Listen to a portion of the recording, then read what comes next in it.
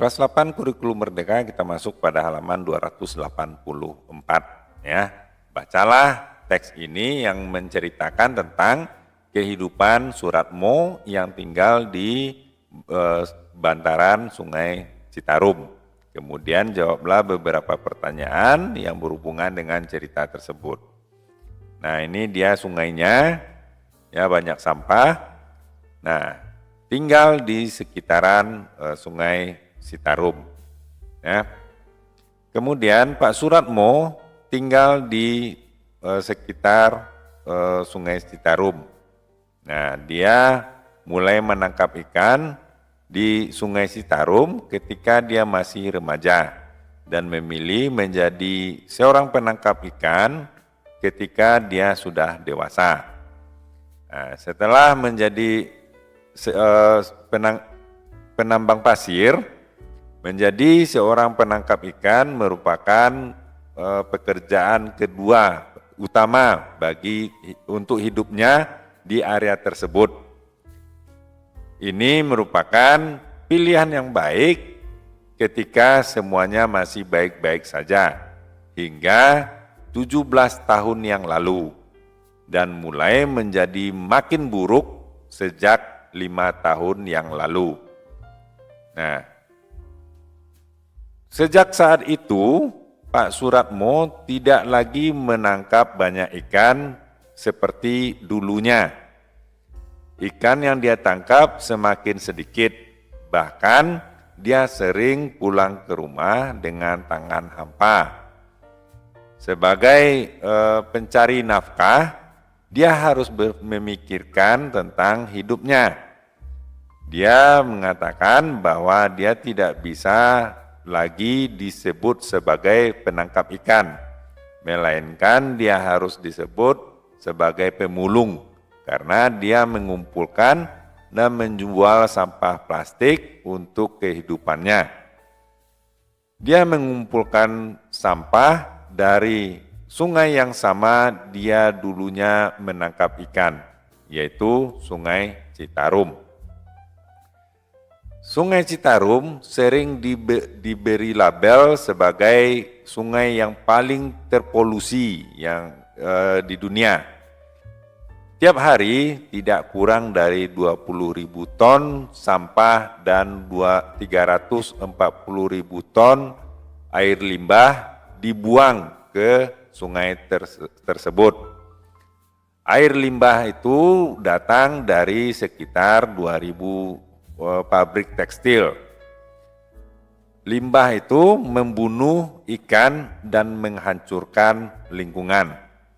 Sungai Citarum adalah sungai ketiga terbesar di Jawa, tapi sejak saat itu ikannya kebanyakan sudah tidak ada lagi. Totalnya hampir 60% ikan dari sungai tersebut, spesies ikan dari sungai tersebut sudah tidak lagi ditemukan di sungai itu sejak tahun 2008.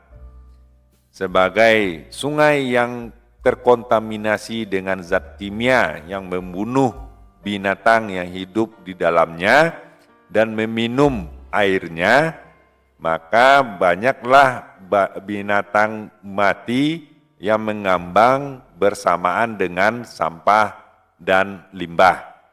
Tidak hanya sungai itu berbau menyengat dan warnanya yang kotor, tetapi juga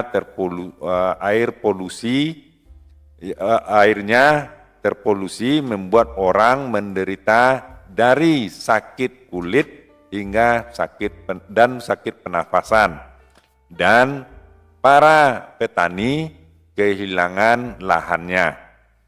Kondisi ini telah memberi kondisi yang sangat berat bagi sekitarannya, termasuk Pak Suratmo dan 25 juta masyarakat yang tinggal dekat sungai tersebut. Dan orang-orang bergantung pada listrik yang diproduksi dari sungai itu. Nah, ini diadaptasi dari ini dia ya. Nah, silakan untuk informasi selanjutnya kalian cari di internet. Kemudian kita jawab pertanyaan berikut ini. Nyatakan apakah pernyataan di bawah ini benar atau salah. Nah, awalnya, yang nomor 1 ya, awalnya Pak Suratmo bekerja sebagai seorang penangkap ikan dan seorang penambang pasir. Jawabnya adalah true ya. Ini true. Ini dia ya. True. Nah, kemudian setelah sungai itu terpolusi, ya tercemar, Pak Suratmo menangkap ikan dan mengumpulkan garbage sampah untuk kehidupannya. Ya, true juga ya. Sungai Citarum merupakan sangat vital bagi kehidupan manusia untuk hanya untuk orang-orang yang berada di tepiannya saja. Itu tidak ya, karena sungai itu sangat vital bagi banyak penduduk. Karena apa? Karena dia memproduksi listrik. Ya.